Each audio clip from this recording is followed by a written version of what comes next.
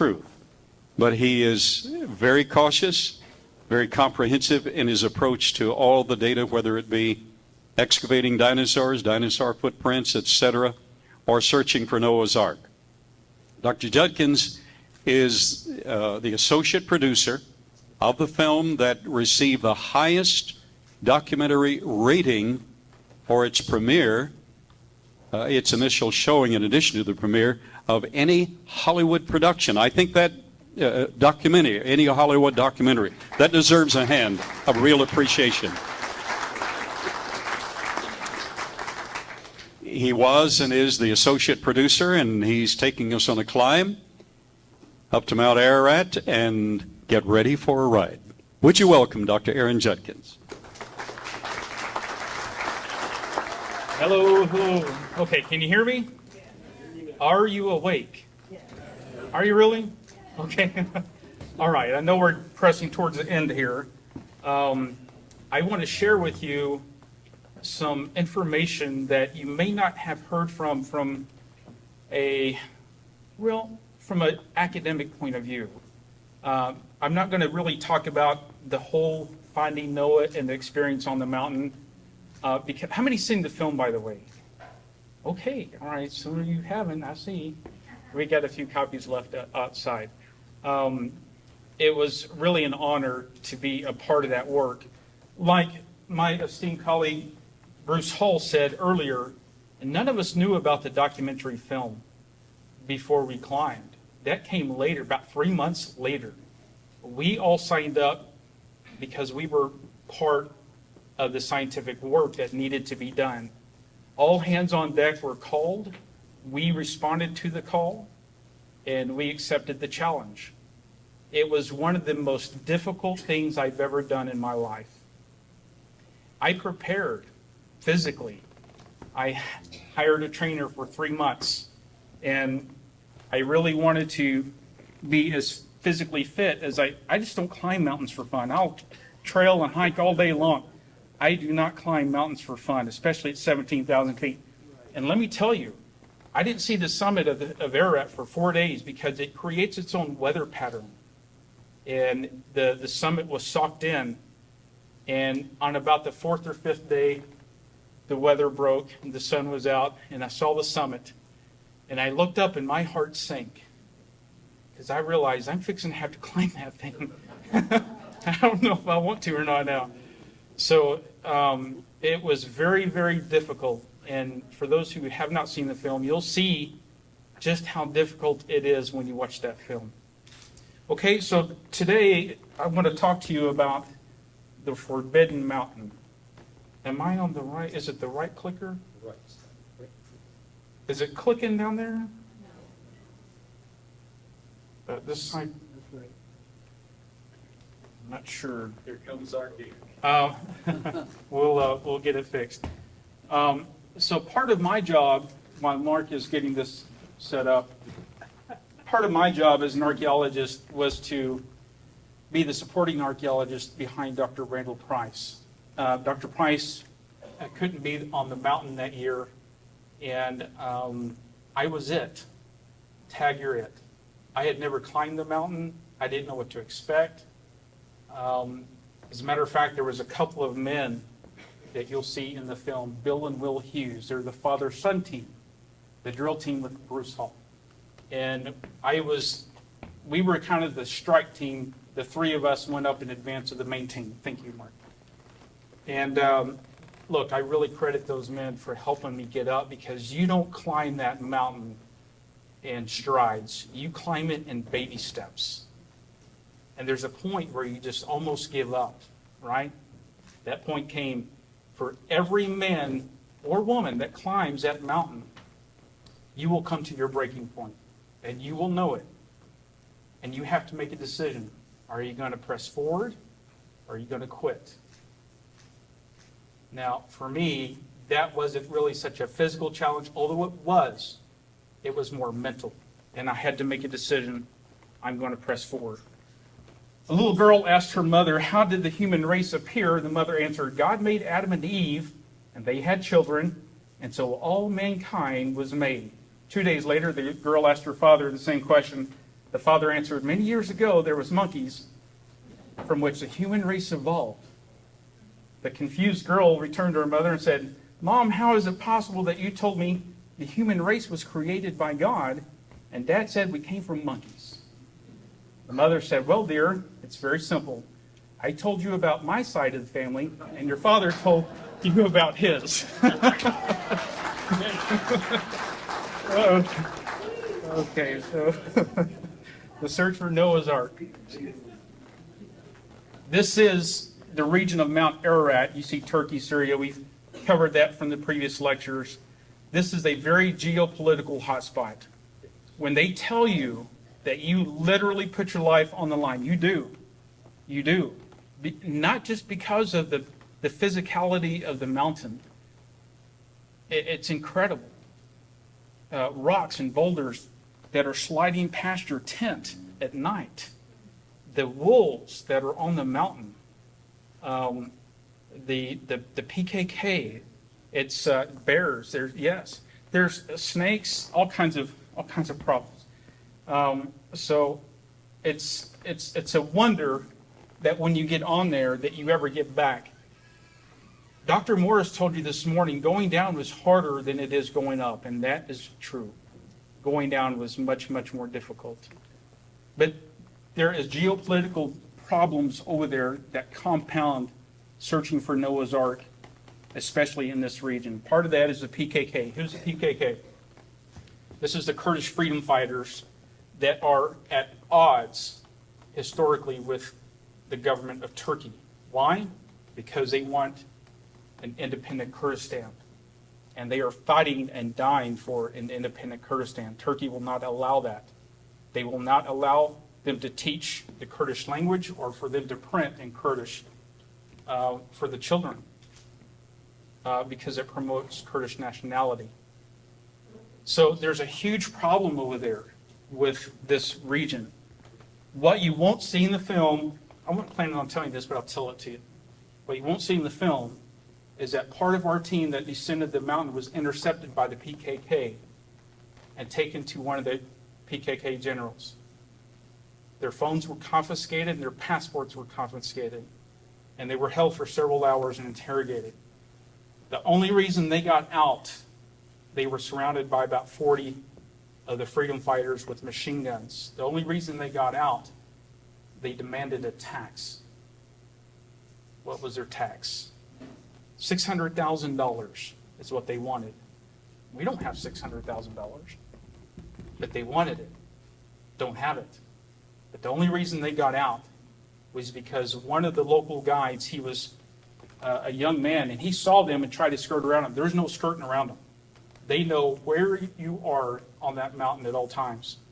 And the only reason they got out is he said, haven't we given our sons to your cause? Haven't we given our very blood for you? And they do like Westerners, and because of that, they were released. But there is a lot of problems with this area. This is the view from the north side, looking from the Armenian side. This is Ararat Monastery. This is the most picturesque side of the mountain. This is from the Armenian side, okay, from the north. This used to be in Armenia. This is no longer in Armenia. This mountain is now in Turkey. But the Armenians love their mountain, and it's in the backdrop of their country. There's another view of it. So some of the modern searches and sightings, I'm not going to read all this, but I want to point out a couple of these. One is the George Hagopian sighting in 1904 and 05, which Alfred Leet told you about this morning. The other one is Ed Davis, who Dr. Shockey told you about this morning, who witnessed the Ark in 1943.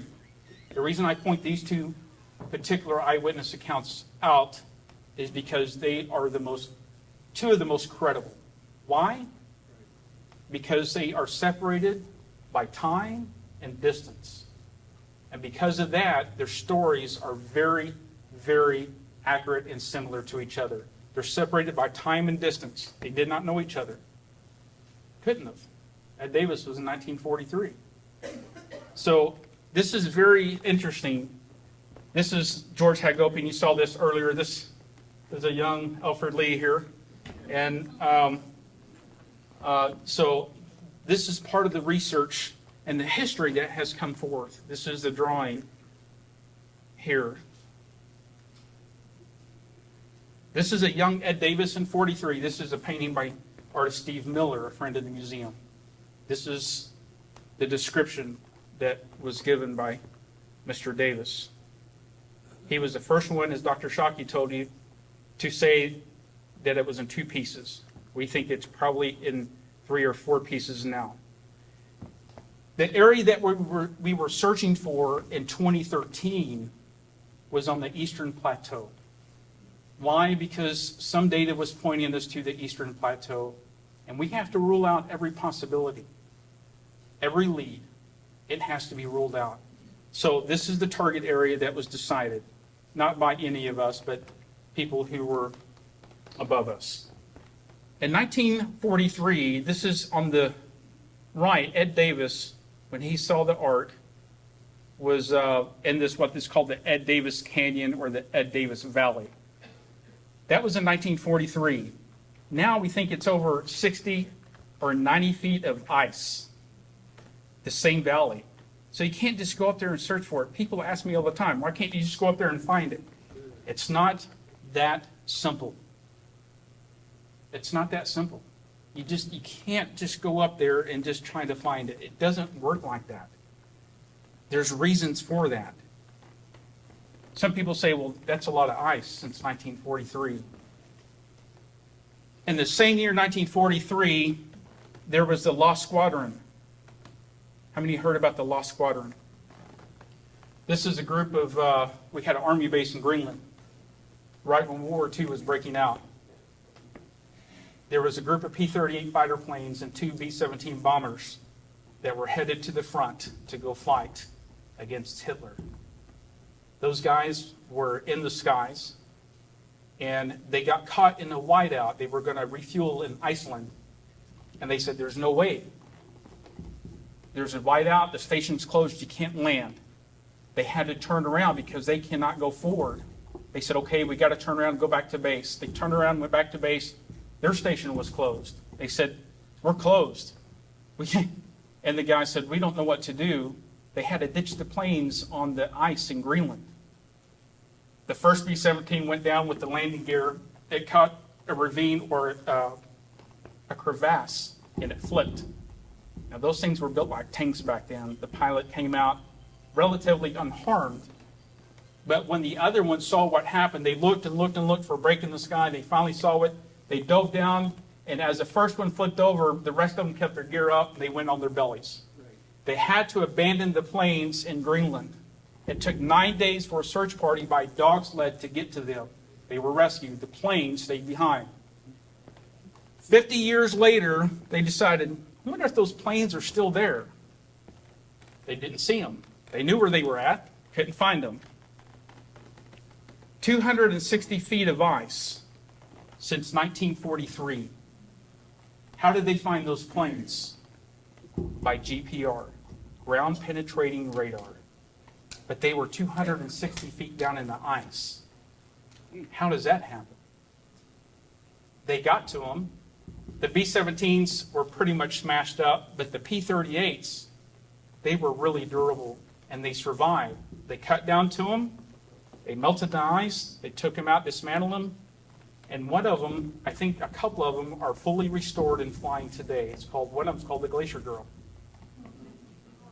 If you haven't read that story, it's called the Lost Squadron. The point is that ice and snow can change things since 1943. This is an example of that. So the Hagopian account and the Ed Davis account are separated by time and chance. So this is huge. Some people say, well, wood can't survive in those conditions for 4,000 years. Yes, it can. Why? Because under certain conditions, it can. The example is being the Pharaonic Sun boat in Egypt. I was in Egypt. I saw this boat. And now, although it's not under ice, it's under sand, but they buried it with their pharaoh next to the Cheops pyramid. for the afterlife. The point is, wood can survive not only wood, but other things like rope. So under ice conditions, at that altitude, being under ice, without oxygen, without bacteria, yes, wood can survive. This is another view of that. This is going back to the time of the Egyptians. There it is. All right, here's Mount Ararat. 3.5 miles up. Now we're going to follow the yellow brick road. Are you ready? This is base camp. That's not first base camp, that's second base camp. You got to walk. They won't let you drive up to it. No. No. Can't be that simple. You have to get out 5 miles before and start walking. And then you got to get to the camp. That's 10,500 feet. Now we're going to go up to the high camp, which is 4,200 meters or 14,000 feet. This is not a comfortable sight.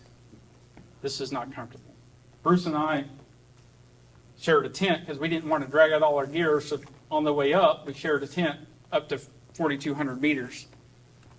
You just pick the softest rock because, and you're like this, you're just not going to be comfortable. There's base camp with the rocks. And you can hear the rocks going, zipping by your tent in the canyon at night, and you hope one of them don't hit you. It's not a vacation. 14 to 17, this was the hardest part of the climb for anybody, especially for me. Because you see that little vertical yellow line between 14 and 17? Can you see that? That's where I almost quit. I got up there and I was probably at 15,500 or maybe 16,000, wherever that is. And you'll see in the film, I'm stopping because I've got to throw up. I mean, I just don't know if I can do this. And Bill and Will Hughes, man, they could have easily outpaced me, they could have left me behind.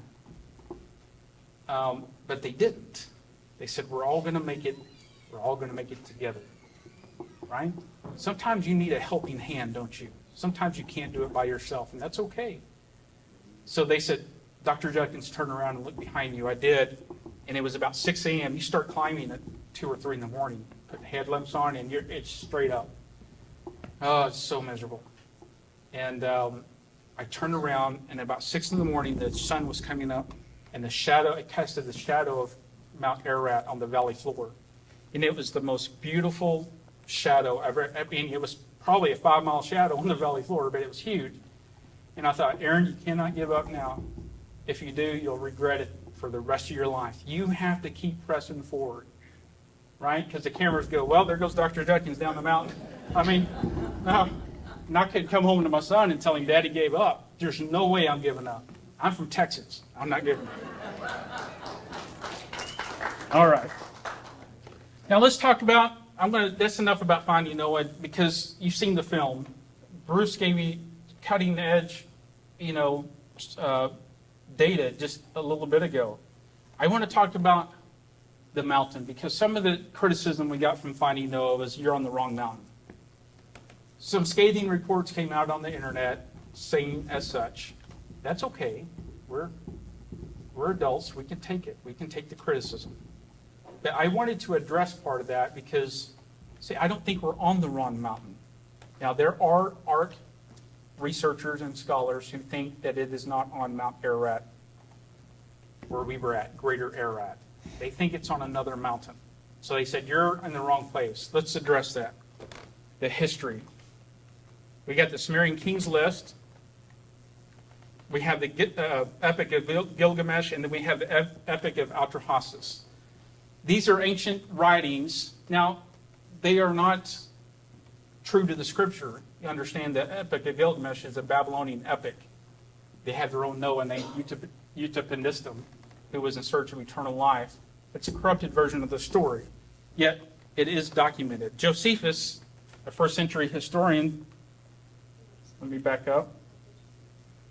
He basically made a precise statement about the location of Mount Sinai in his work, The Antiquity of the Jews. This is what Josephus had to say about Sinai. Now, we had to transfer the slides over because Mac don't talk to the PC, So the slides or adjustments are off, so I apologize for that, but I'll tell you the gist of it. Basically, he said that Mount Sinai was the highest in the mountains near Midian, or what we know as Midian in the Bible, modern-day Saudi Arabia.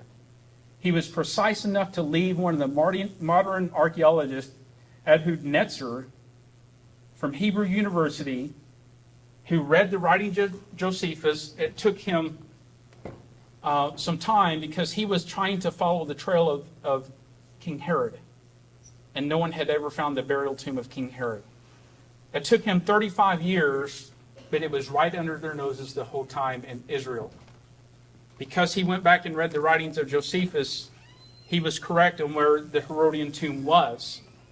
He was correct where Mount Sinai was and Midian. So what does he have to say about Mount Ararat?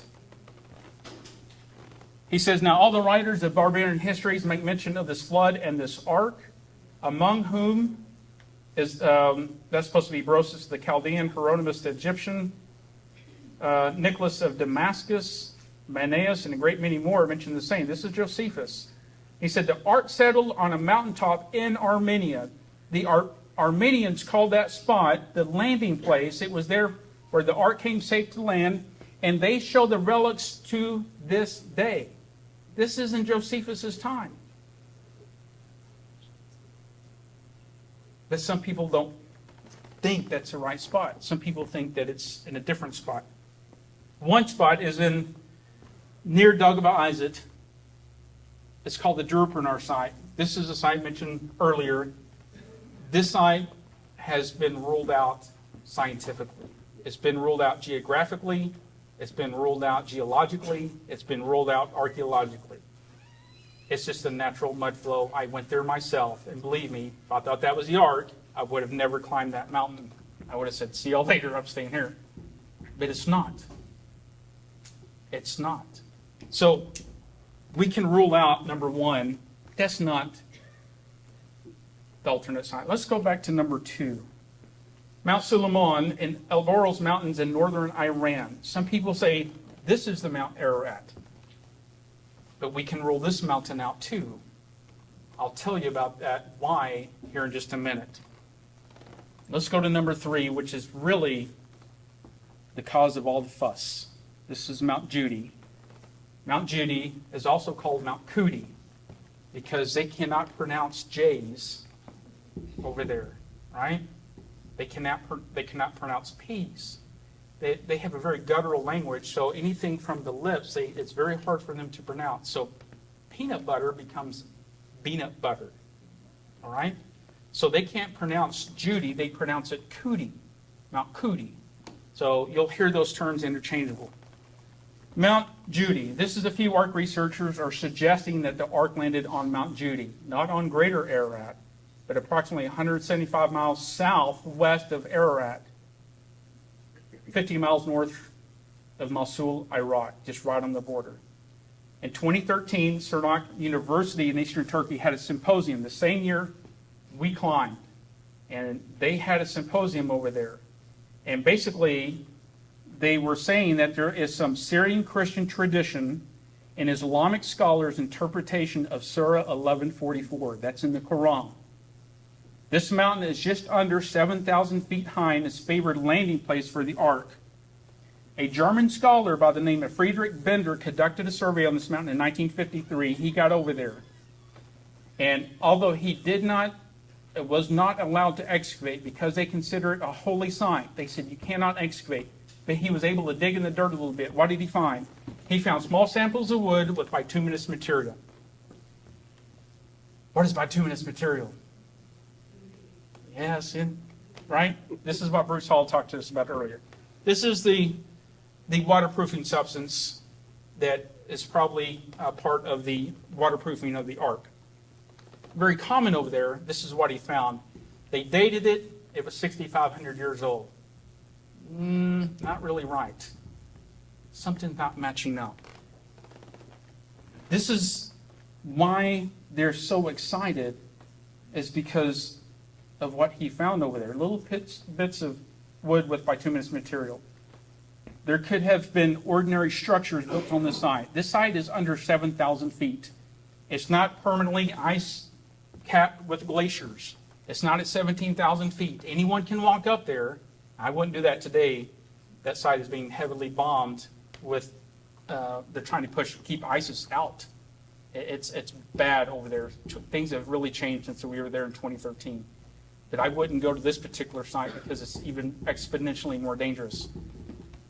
The point is, anyone can climb up there, and people have.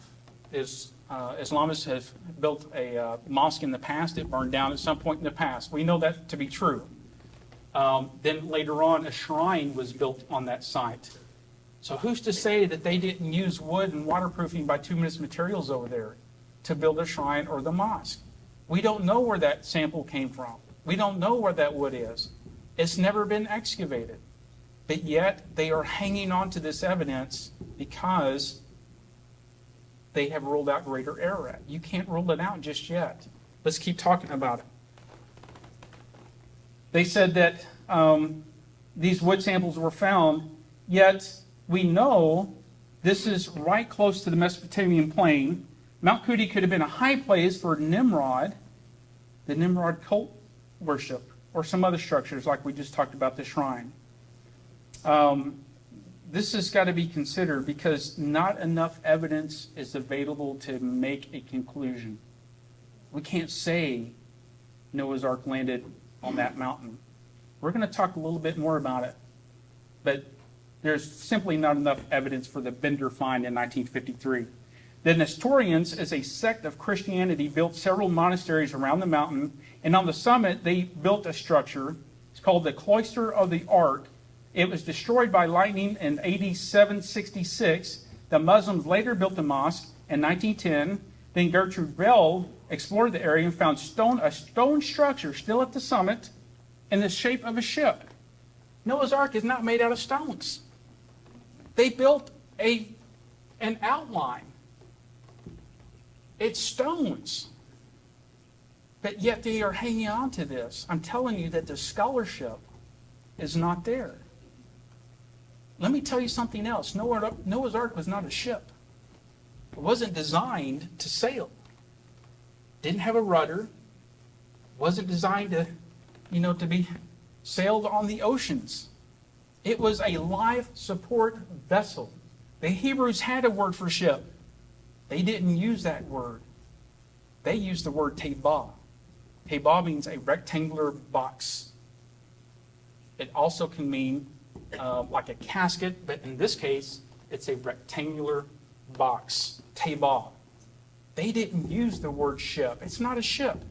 It's a rectangular structure, what we call a superstructure. This is the scholarship that you need to understand because there are serious concerns about whether Mount Kuti is really the biblical mountains of Urartu, of Genesis 8. What is Urartu? It is Ararat. I'm going to explain this here just briefly. It should be noted that the biblical name Ararat is thought to be a variation of Urartu, an ancient term for the region, not the mountain, the region. The region. Urartu is not a mountain. It is a region. All right? This is in North Ancient Assyria, which encompasses the Armenian Plateau. Even at the height of the Urartian kingdom, Dr. Paul Zemansky, professor of archaeology and ancient history with Stony Brook University, demonstrated Urartu did not extend to Mount Kuti as reproduced in the Eurasian borders. We're going to look at a map here in a sec. Especially note where the archaeological sites are in orange and the boundaries are, because the ancient kingdom of Urartu did not extend to Mount Judy. So this is the border in red. This is archaeological Urartu, okay? This is the region, the ancient kingdom. There's Mount Ararat today. There's Mount Kuti. You see it? Can you see Mount Kuti? Okay. It's outside the borders of ancient Urartu. It's not even in the boundary of the ancient kingdom. Matter of fact, it's in the southern border. This is where they're saying that the ark landed. I respectfully disagree. Let's continue. Because here's another site I was telling you about in northern Iran, the Mount Suleiman. This is it down here in the corner. It's outside of the boundary as well of Urartu. Let's press forward. The name Judy is spelled Cudi because it means the highest. The Quran doesn't say Mount Cudi or Mount Judy. It says Judy. Judy means the highest. It doesn't mean a mountain per se. It just means the heights or the highest. But what does that mean? Hang on, because I'm going to get there. Just bear with me. It means the highest. Cudi could actually be located outside of the ancient kingdom of Urartu. It's south of Lake Vaughan. This term appears without the word mountain, translates literally from the Arabic, a high place or the highest. If this term refers to the highest place or mountain in the mountainous region of Urartu, it would be best fitting for Mount Ararat, which is 16,854 feet, which is the highest mountain in that region, rather than Mount Cudi Dog, which is 6,854 feet. There is no other mountain like Mount Ararat in that region. You can search all the other mountains all day long to your heart's content, and you're not going to find it there. Why? Because they would have already found it a long time ago. Now, there is traditions about Mount Judy that the Islamists and the Christians and the historians, they all went up and made an annual pilgrimage on Mount Judy to remember Noah's Ark. That may be true, and it probably is. It doesn't mean the Ark ever landed there. It means they made a pilgrimage up Mount Judy because that was the mountain closest to them. That is not the highest mountain. The Quran said it landed on the heights. 6,800 feet is not the heights. I'm sorry. It's not. It's 17,000 feet. That's the heights. Get this. The Quran was written by Muhammad in the 7th century AD and states the Ark came to rest on Al-Judi or Mount Cudi.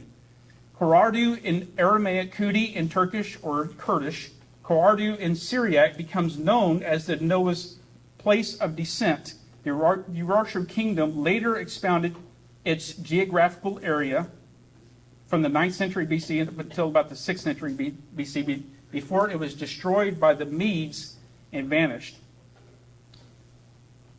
So the archaeology is only from the late 1800s on this site. Thus, post-Mosaic writers may have misinterpreted the location of the Ararat site for Mount Judy.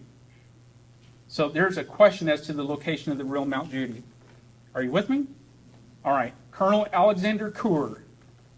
His notes, if you don't know about him, there's plenty of books out there. We got some at the table outside that talk about him.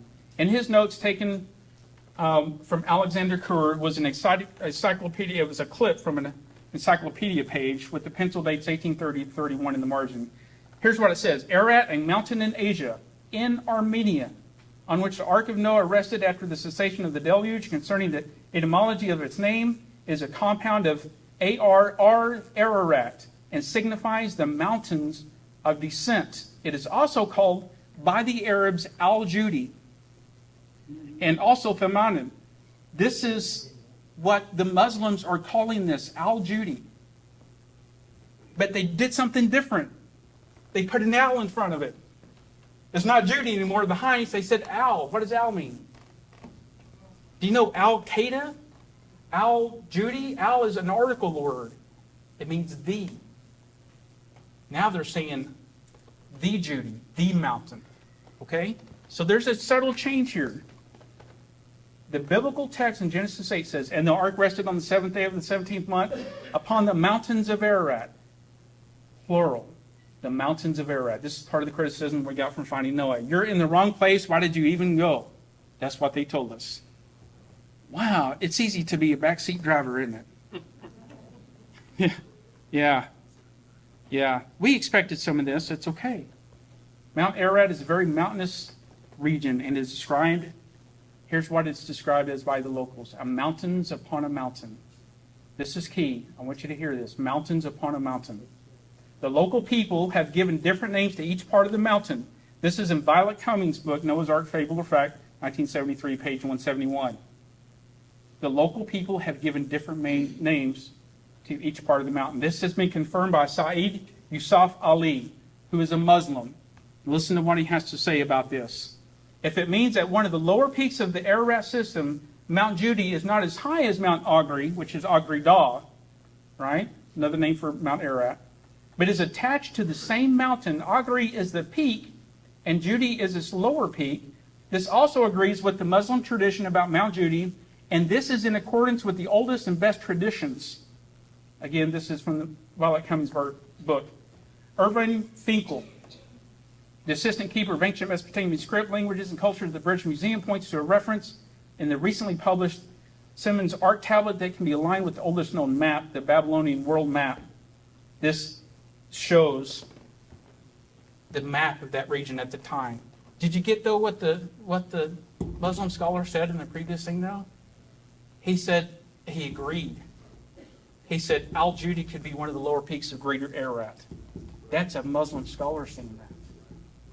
We found, I didn't find, but in archaeology back in the 1800s was found what is called one of the oldest world maps ever found on a clay tablet with cuneiform text on the top. It's not been deciphered to my knowledge. It should be, and I think they're working on that. But on the bottom, it shows a map. Now remember, the Babylonians had a corrupted version of the flood, didn't they? But they got the map right. The map is accurate. What does the map show? I'm going to show you this map. Next slide. Let me tell you. This scholar believes that the location of the Babylonian world map indicates the kingdom of Urartu. I'm not going to read all this. I'm just going to show it to you. So again, look, here's our alternative sites to Greater Ararat. Remember, it's outside the kingdom of Urartu, of ancient Urartu. There's Mount Suleiman. Here's that world map. Dates back to 6 BC. This is old. The cuneiform text is on the top. The map is on the bottom. I'm going to kind of peel those layers back so you can see it a little better. But right there where that highlight is where we're talking about. What does that highlight show? Because this is very important to what I'm telling you. Here's the map. Outlined in the little red box, Assyrian cuneiform writings designated Armenia as Urartu, and it means Ararat. Guess where it's located on the map? In the northern kingdom. In the northern kingdom, not in the southern kingdom where Mount Judi is. In the northern kingdom. On the ancient map, the Babylonians got it right. Urartu is in the north. This is archaeological proof that Greater Ararat is a place, not Mount Judi. We're almost done. The name Urartu, what does that mean? It's a Hebrew term, RRT. Why is it RRT? Because the Hebrews and the Syrians, these guys didn't use vowels in their language. We infer the vowels. They didn't use vowels. They used consonants. It's abbreviated RRT. RRT is Urartu, is Ararat. This is the designated region since the plural mountains, remember Genesis 8, landed on the mountains of Ararat, is used in a wide region of eastern Turkey that has some, that was once dominated by the Urartians, whose name was derived from the term Ararat. Urartu is cognate with the biblical Ararat, Akkadian Urartu, and Armenian Ararat. The Armenians called it Massus, the Kurds, Massus, thank you. The Kurds and the Turks called it Agri-Dah, and the Persians called it Ko-i-Nun, which is the ship of Noah, and the Muslims called it Al-Judi.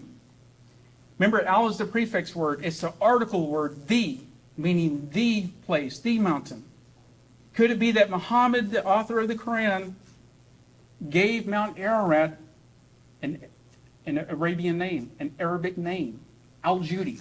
He didn't call it by what other people, he renamed it. It's a theory. I'm not saying that he did. I'm saying it's a theory. But Al-Judi is an Islamic term. It is not an Assyrian term. It is not a Hebrew term. It is an Islamic term. Al-Judi, Al-Qudi, or Gudi. They're all interchangeable. The C's, the J's, and the G's. The mountain of descent and the monarch of the Armenian plains is Mount Ararat. We're almost done. The Mount Judi tradition is now mostly confined to the Islamic view of Noah. That's where the roots of this come from. It's an Islamic view of Noah and the flood. I submit to you that the Quran's location of the heights, remember Judi, the heights, and the biblical location of Ararat is the same mountain. While the case for Mount Judy must be considered, I'm sorry for the framing of the PowerPoint, we must also consider the lack of archaeological evidence and geographical evidence for Mount Judy. Remember the mountains of Ararat? Remember what they said about Mount Ararat? It's a mountains within a mountain. That is the mountains of Ararat. You can go on Google Earth, you can look, you can go there. We have a Western mindset when we think about things, don't we? It's not our fault, it's just the way we're from the West. We think of the Rocky Mountains as a mountain range. So we're over here, but you're not in the right place, you got to be over here. Where? Where? Not Mount Cootie. Because it's not like that. Although Mount Ararat is part of a smaller mountain range, you can go up, you can fly over it, it's not there. The mountains of Ararat is not like the Rocky Mountains. The mountains of Ararat is Ararat. It is Ararat.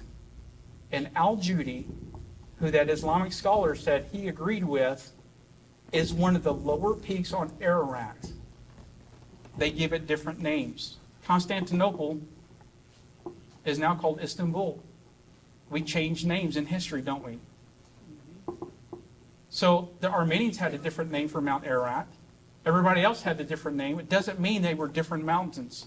What I'm telling you, what I'm proposing to you, is that although Mount Judy is a real mountain in the southern region, and Mount Ararat is a real mountain in the northern region, the names, it's not the place. The names are the same. The names are pointing to Greater Ararat. It's not two different mountains. Although it is now, the names is telling us Al-Judi, Al-Qudi is Greater Ararat. That's what I humbly propose to you. That is a short synopsis of the scholarship that is involved with trying to research where we are at. And I submit to you that we're not in the wrong place. We're in the right place. Because this is the only mountain that has not been ruled out. We went on the Eastern Plateau, but we're not done yet. We've got more work to do. We've got more work to do. And God willing, we'll get the work done if we can never get back. Thank you so much. Thank you. Thank you.